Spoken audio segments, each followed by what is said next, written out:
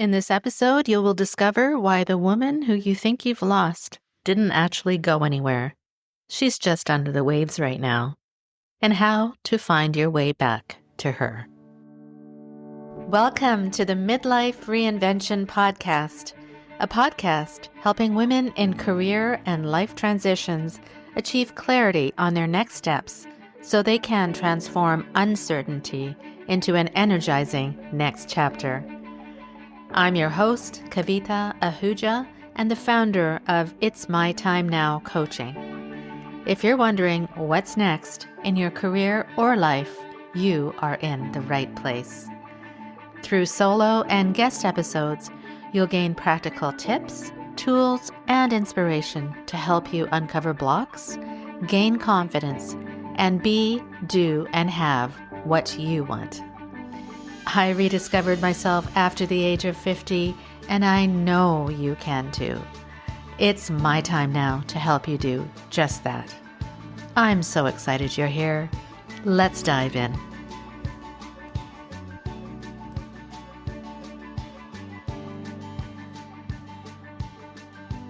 If you've ever caught yourself thinking, I don't even recognize myself anymore, this episode is for you.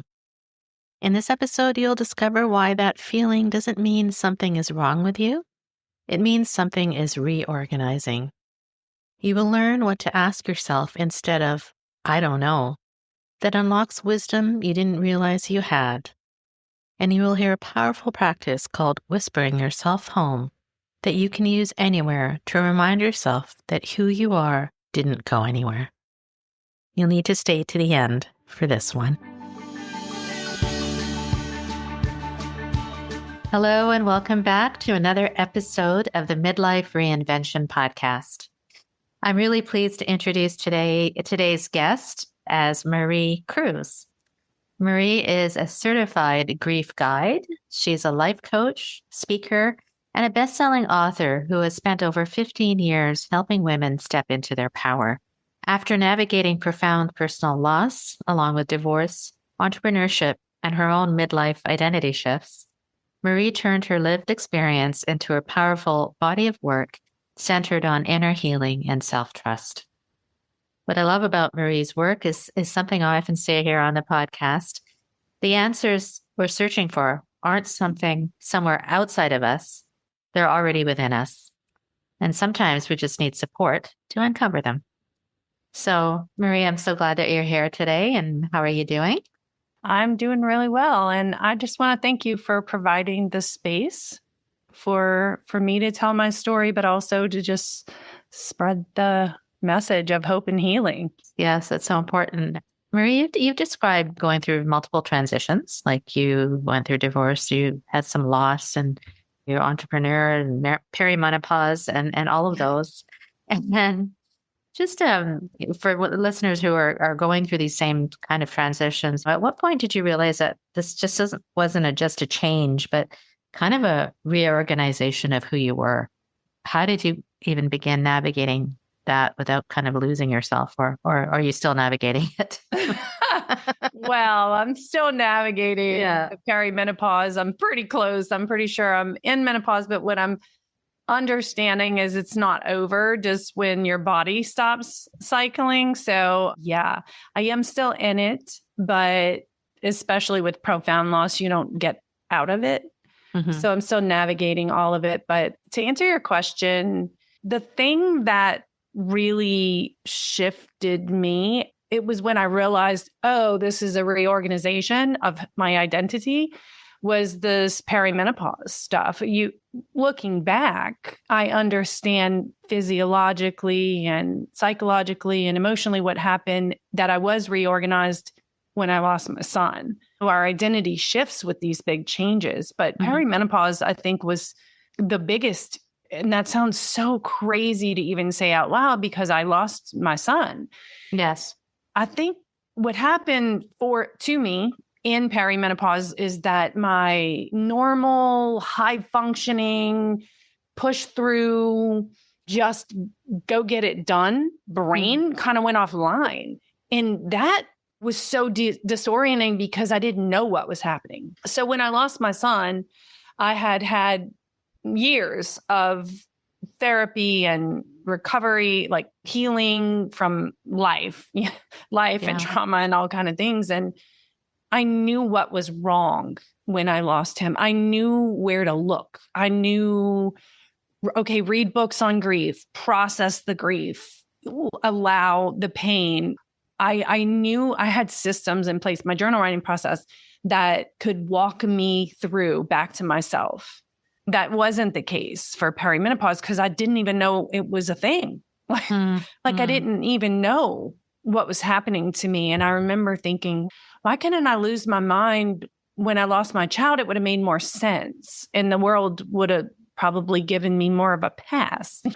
I know I'm speaking about this as if I'm maybe missing the gravity of losing my son and how it rearranged me. But the thing that I began to understand, the complexity of identity reorganization, the thing that brought on, or my realization of it, was perimenopause. And then I could go back and see, oh, this happened to you in your divorce.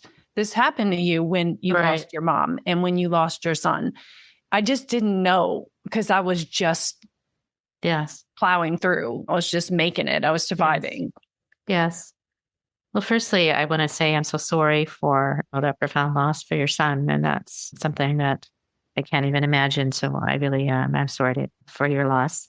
And I understand what you're saying in that you said that you knew what was, like you kind of knew where to turn to when you had, when you lost your son.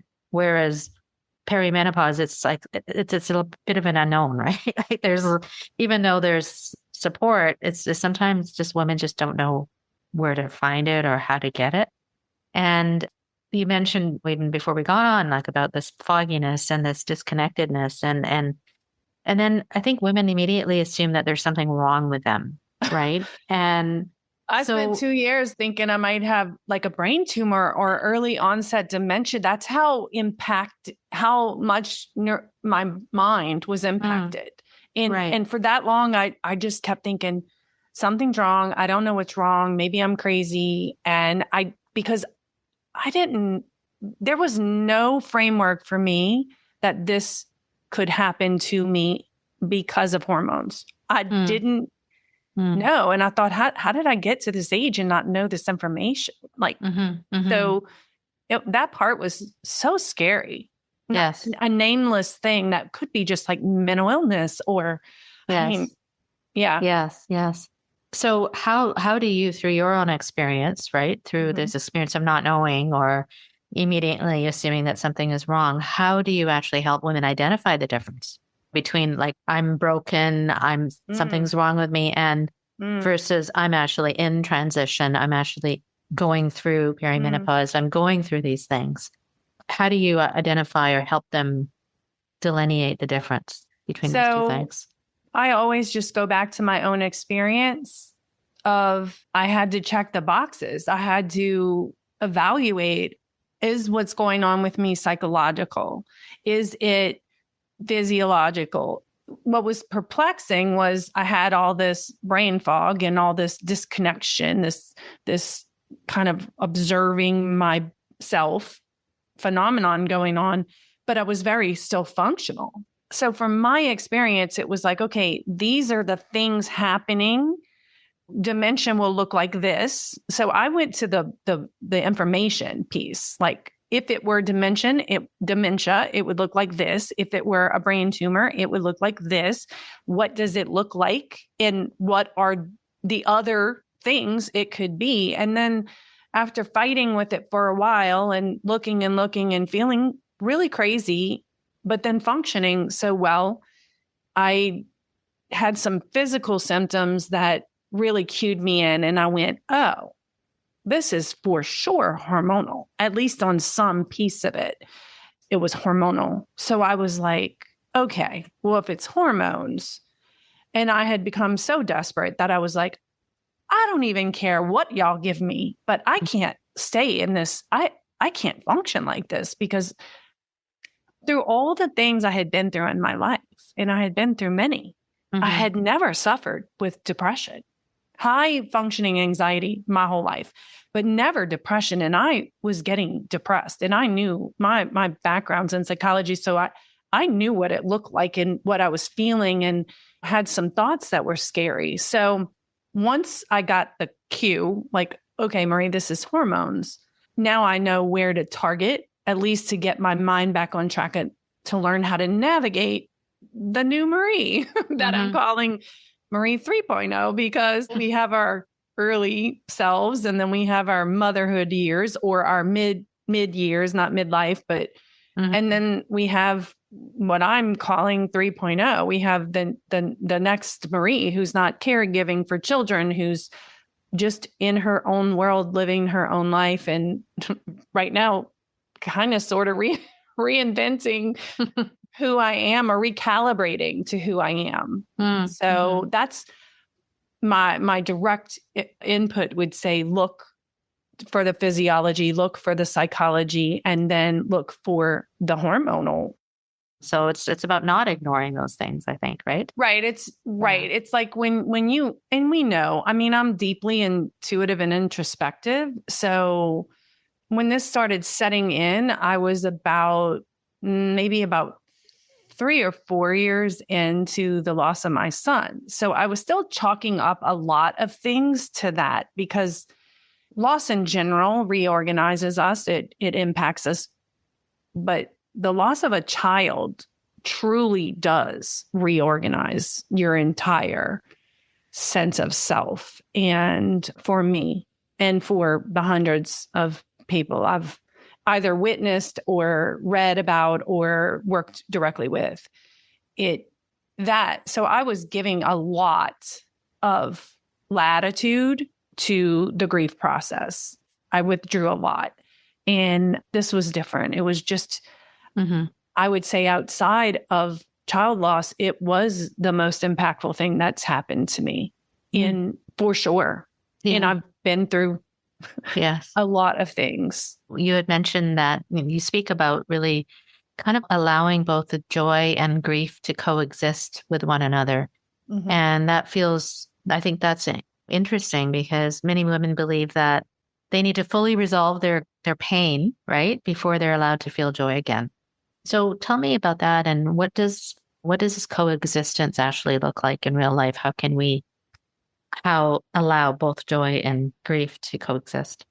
Well, first I will say that I think in the beginning, so there's 2 groups of people I want to speak to. When you're in the beginning, it's kind of like if you imagine being in a body of water, like a beach, and the waves are coming and they're big, and and let's say, even if you're a good swimmer, they're still knocking you down.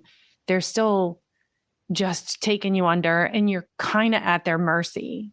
And there's not much you can do except for learn to roll in it, and understanding I will come up for air. So that's the beginning. And if you're in that, there's not much you can do to escape it. Like, it's just happening. But there comes a time that you take a breath.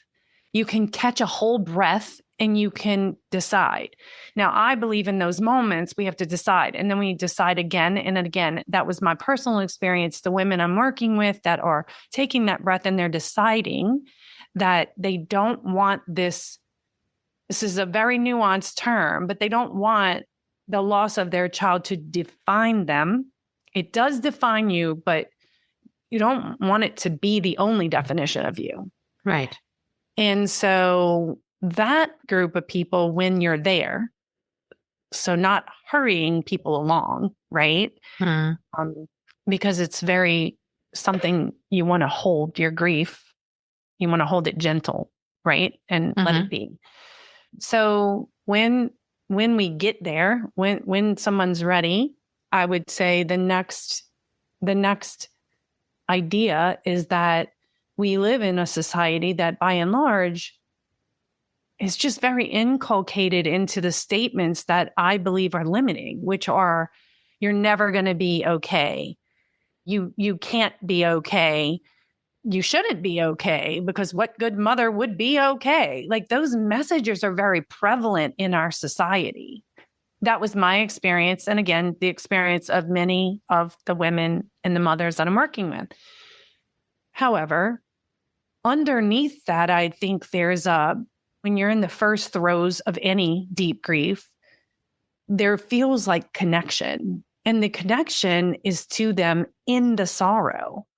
And what I eventually got to was that's not going to go away. Like, I'm still going to have moments of grief. I'm still going to look at his picture sometimes and like catch my breath or this. Sometimes I'm imagining looking at his picture, but there are days I look at his picture and I laugh and I just, or I smile because of who he was and what I got to enjoy about his life. So that's what I mean by allowing them to coexist. But I believe that one, you have to believe that that's possible and that you're not bad for it. And then two, you have to choose to find the path to it because you don't just wake up one day and allow joy. The first time I felt joy, I remember immediately crumpling and then feeling so confused, like what kind of mom? My thought was, what kind of mom could be okay? And then I thought, not right then, what I've come to is the kind of mom who, even when he was here, had joy and pain associated with this child, because that's the mom journey. That's just the journey. And so thank you for sharing that. I know that I could feel the emotion there. And I love the analogy that you gave about the waves, and that really brought it home for me. And then I loved what you said about it's choosing to find the path to joy, right? So I think that all kind of comes to how we kind of maybe rewrite our internal story, right? And that is something that I think you teach. And if we're talking about grief or reinventing ourselves or whatever, it is about rewriting that internal story. And so what if a woman comes to you and says, I don't even know who I am anymore, right? Where do you even start to with her? Like, how would you even advise her? What would you, or the person who's listening to this right now, I don't even know who I am anymore, whether it be because of grief or because of loss or because of identity loss or whatever losses or transitions we're going through. Like, where do you start? Right. I think the most common term that they might use with me is I don't recognize myself. So the place to start for me, or what I've found and what's healed me, or let's not call it healed, what has carried me through and forward is, journaling, because I know that my higher self, or I could use another structure, like if it's a relationship with God, right? God, my higher self, is speaking to me. And often, especially in deep grief, we can't hear it. Not everybody, but the grief is kind of like, if we go back to the waves, right? It's like drowning out the things you know about yourself. So if we don't even talk about grief, like let's just talk about like midlife or empty nesting, divorce, like all those things are huge in our lives, right? I would encourage someone to find themselves on the paper. I would encourage them to write, and that the part of them that they can't hear will show up on the paper. I watch it over and over and over, and people say, I didn't even know that was there. And I'm like, that's the magic of the paper, because it opens this, I'm going to call it a portal, but not in a woo way, or let's just call it a door. I just feel like if we go back to the thing that we talked about last time, which is like all of your answers are inside, and journaling is just opening the door to what's already in there. And so when somebody says, I don't know who I am, or I don't recognize myself, or I'm lost, I'm like, she didn't go anywhere. Who you are, is still inside. She's just under the waves right now. Right? Yeah. And that could be any kind of waves, right? It could be hormones, that can be life change, all of it. And so my first thing would be right until you find a glimpse of her, right until, and that would just literally be stream of consciousness writing, like just go find a glimpse of her. Because when you get that, it's like, oh, there I am. So that would be the first thing that I would start with. And it is the first thing I start with all of my clients. Like the first thing I recommend to anybody. And people, they throw things at me like, well, I'm not a good writer. I'm like, good, you don't have to be. You just got to be willing. Or I've never liked writing. Okay, well, you don't like where you're at either. So here's the medicine I have to offer. Here's the thing that I've watched people do that has quite literally brought them back to themselves time and again. So that's what I would recommend. Are there other ways? Of course. That would be one way I would say, just start there. Yeah. I totally believe that, because whenever I journal, and I do it practically every day, I try to anyway, it just opens up so much that you didn't even know was there. If you allow yourself to do that, right? It really can be this tool to really understand who you are, what you need, what you want, where is this all coming from? And I love that. And right until you find a glimpse of her. I love that, what you said there. You shared something that sometimes clients say, well, I don't know. When a client says, I don't know how to do this, or like you said, I'm not a good writer, but you don't accept that. And then you ask them to guess. So tell me a little bit about that process. Oh. Why is that so powerful? And what does that actually reveal about the wisdom that we already have within us? I think there's a process, maybe the specific process you use, or definitely how you do it. Yes. Yeah, it's definitely. So whether I'm in one-on-ones or I'm sitting in a room at a retreat with women, inevitably someone's going to say, I'll ask a question, and I'm looking to help them clarify their own inner world. Right. And so I'll ask a question. They'll say, I don't know. And I'll say, I don't know is not an answer. So if you had to guess, and we keep it light. And here's the thing, again, it's just opening the door to what's inside of you. And often, no, always the answer's there. It's always there. Sometimes they aren't able to pull it out, but I'm pretty intuitive, and I would like to believe, or no, I know that I've honed this specific gifting. So I can ask another question, or I might give them, if they can't guess, but I'm going to say 80% of the time, one of their guesses is going in the direction that we need to go. And it's just like the next layer, the next uncovering, right? Not the answer, not the solution to the quote unquote problem. But if they can't guess, because sometimes we're just not able in the moment, I will say, okay, I think it could be this, or this. And before I say them, one of them is going to catch you. And so then when they see me do it, then they're allowed, it opens up this other arena for them to do it, where next time they're writing, they could be like, well, to guess, it could be this, or this. And they allow themselves to pull it out of themselves. So it's training of sorts. And it's kind of miraculous how quickly they can learn that skill. And I'll call it a skill. So yeah, when we say, if you had to guess, I think it just opens up the same door in a different way. Yeah. And allows them to take a look at what could this possibly be from. Yeah. Opening up the possibilities, right? Like even just opening the door a little bit and letting them kind of walk through it. And it's also kind of reminds me of like the 5 whys, or like, okay, why? And then like you keep on digging deeper until the answer is found, or at least it opens up the door for more possibilities, right? Absolutely. So, the other thing that I know that you often speak about is breaking generational patterns. So how does that work? So like, let's say somebody has decided, okay, I'm going to really work on my own internal self and maybe do the journaling and figure this out. But how does that change not just her life, but what she passes forward through the generations? Generations into everyone else she comes into contact with. Yes. I'm starting to see that more and more.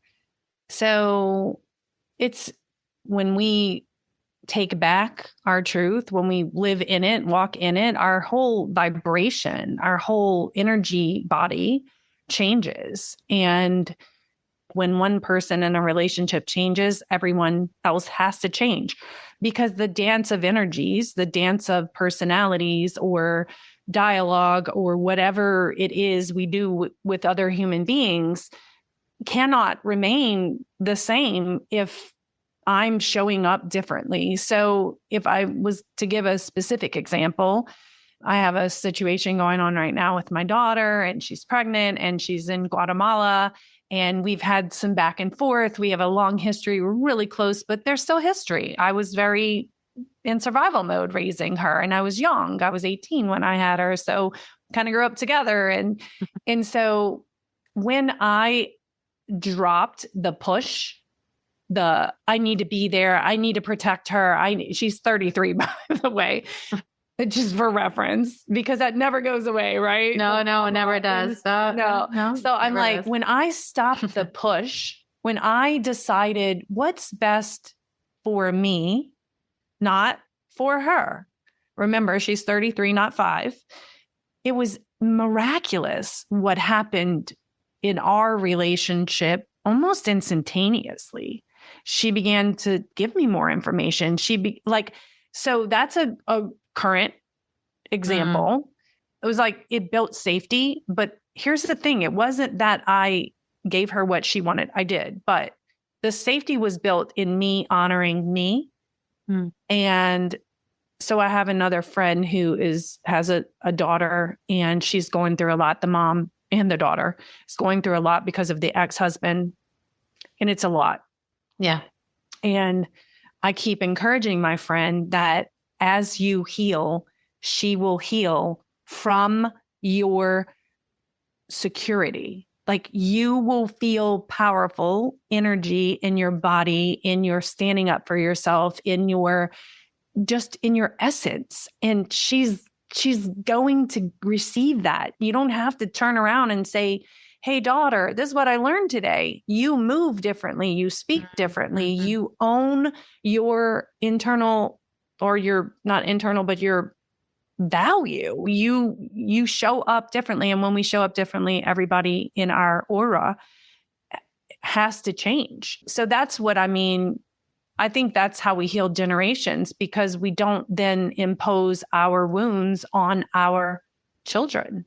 Yes. Or our parents. I mean, it can go both ways, because those are also deep relationships if our parents are still alive. Does that answer your question? Yeah, it totally does. It brings up a lot for me too, is that when you said honoring me and what I need, like, let's say from a relationship, and that kind of comes back to what I it's my time now, right? So it's not being selfish. It's about honoring what you want in a relationship, in your life, right? And then when you honor that, and going back to the energy bit, and what I talk about is this anabolic positive energy that gets created when you actually live according to what's honoring you and what you understand about yourself. Yeah. And then when you have that anabolic positive energy, that is automatically attracts more of that. It's, of course, the law of attraction, right? Yeah. And so then you don't even really have to speak about it. It's just, like you said, the aura, you live differently. One of the things I've said, and I honestly don't know if I heard it somewhere or if I just started saying it, but is the most loving thing for me to do for me is always the most loving thing for me to do for everybody else. And the trick or the caveat is you have to really hone in on what's the most loving thing for you, because I was convinced that the most loving thing for me was to go be in the country when she gave birth, because birth is scary. And what if something happens and I'm 8 hours away and da, da, da. And it just wasn't the most loving thing for me to do for me. Especially in relation with my daughter, because she was asking me not to. That's I love that phrase, because that doesn't necessarily even have to refer to just relationships. It's everything. Like, what's the most loving thing for me, right? In every situation. And full stop. Like, full stop, yeah.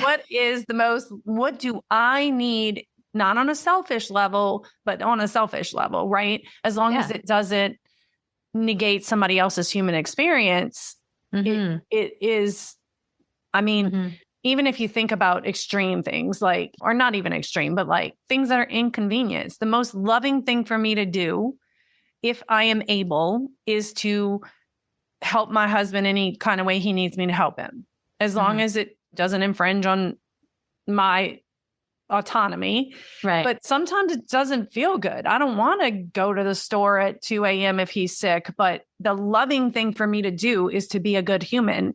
That's loving for me. It's not convenient. It doesn't always feel fun or good, but it would be less loving if I said no.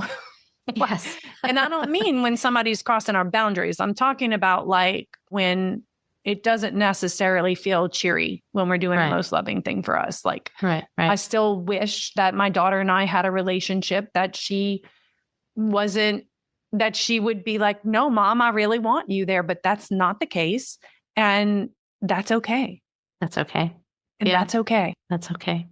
And that is the most loving thing, for me to accept what is for what it is. And I can still wish it was different, but it's not. And yes. And it's your realization. Byron Katie's work is like at the top of the things that altered me and changed me and helped me learn to turn a situation to the next side and the next side and the next side. And one of her terms is, what else could be true? And that's probably one of the most expansive questions any of us could ever ask ourselves. What else could be true? Not is true, could be, because we're making up most of what we believe is true anyway. Yeah.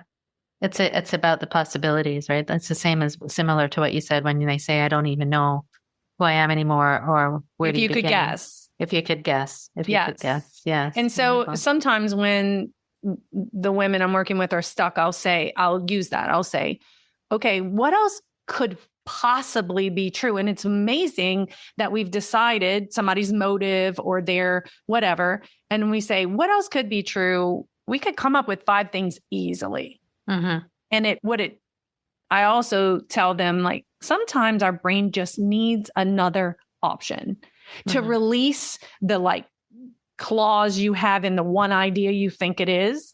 We just need, like, toss it another idea. And it's like, oh, well, this concrete idea we thought was the true truth can lose its grip enough for us to examine it. Maybe it is still the truth, but we didn't even examine it because that's what our brain picked when it happened. Yes. Wow. I love that. What else could be true? Wonderful. And what's the most loving thing for me? Wonderful. I think we could talk for a long time. I know. So, Marie, tell us a little bit about maybe what's next for you, anything that you want to share about your work, like where people can find you and all that good stuff. Okay. Yeah. Well, I know what's next for me is just expanding my retreat possibilities for all things that we have going on. And most of us have many, right? Pain points. And so I want to expand that. I'd like to do more of that and do some speaking engagements. And that's all. It's coming. Definitely going to write another book. It'll be nonfiction, though. My other one was fiction based on my life. But everything. What was it called? What's your book called? My book is called Even When She Rose. Okay. Nice. And that's kind of a little double entendre to a childhood nickname that I had. And that is fiction based on my life up and through. I started writing it 7 months after I lost my son, Quentin. And it was healing and cathartic and brutal and all the things. But I've gotten really great feedback and it's gone some places, and I want to write some more. I want to write about my journaling process. I want to actually bring in some true actual journal entries from women I've worked with, some of my own that show the process and the healing therein. And yeah, so people can find me on my website. It's mariecruz.com. Pretty simple. On there, all of my social connection, my little buttons for getting on socials are there. The easiest place is mariecruz.com because everything's there. I offer free consultations. I have a journal jumpstart workshop that if somebody wants to sign up for the newsletter, they'll get access to that for free. So yeah. Wonderful. It sounds like you have a lot coming in store, and definitely encourage anyone listening to reach out. And we'll have your links in the show notes, but your website and the journaling prompts, those are always useful and helpful, especially for people who don't know where to start, right? So before we go, maybe a last kind of few words that you want to share. One of the things that I did after I lost my son, to just keep going. And I use that because it is dramatic. Because if I can use it in that scenario, anybody can use it in any scenario, right? Even when the path, or especially when the path looks very unclear. So I felt that way when when I got divorced. I was a single mom with 2 little kids and no money. I was in college again, trying to finish my degree and had to figure it out. And so, but back to when I lost my son, I remember when I got over the first maybe week or 2 of just like, you can't breathe, you can't function, it's pretty bad. I remember there was a moment that I just started to say to myself, and now I call it whispering myself home. So what I want to leave the listeners with is you have the ability to whisper yourself through anything. And so what I did was I would just moving, right? And your mind is just racing. Like, I can't believe this happened. Like, is this really my effing life? Like, I'm in it and it's coming. And I would just like touch myself, like touch my chest, my throat, and say, you're okay. You're okay. Not trying to make it like I wasn't hurting, but like I'm okay, as in this second I'm breathing. I'm okay. Like, or I might say, okay, I'm not okay, but I'm going to be. And so I just often wasn't out loud. It became what I whispered to myself. So I could do that in a grocery store. When you see their favorite thing and you want to crumple, I learned to do that. So I believe we all have that ability if we engage it, if we can talk ourselves through. And it can be, I didn't know how I was going to get through losing my son. It's not like I knew how I would do it. I just believed I could. And I believe that we can get through anything. So that's one thing. And then the other thing is just to remember that we tend to look outside of ourselves for the answers. And listen, our answers are embedded in other people, in books, in things. But what you need next will reveal itself if you continue to ask yourself, what do I need next? What's the thing I need next? And I think the easiest place to find that is within a journal. Not always for everybody. I'm not saying it's the only answer. So I think if you can remember those 2 things, then at least you'll have hope and you'll be empowered to keep going. Because if you just don't quit, your answers are going to show up in some form or fashion and you'll find your way. So just keep going. And what do I need next? That's right. Thank you so much. That was wonderful. What a conversation. I hope Marie's words landed for you the way it did for me, especially the idea that who you are didn't go anywhere. She's just under the waves right now. And I love what Marie said about asking yourself, what else could be true? Because sometimes our brain needs one other option to loosen the grip on the story we've been telling ourselves. If this episode resonated with you and you're feeling that pull, that sense that something is shifting but you're not quite sure what to do with it, I'd love to help you get some clarity. Take our career and life fulfillment quiz. It's a short quiz that will give you a clear picture of what's holding you back and how to move forward with confidence. And if you're ready to go deeper, book a Clarity and Next Chapter call with me. The links to the quiz and the Next Chapter call are in the show notes. Thanks for listening, and until next time, be well.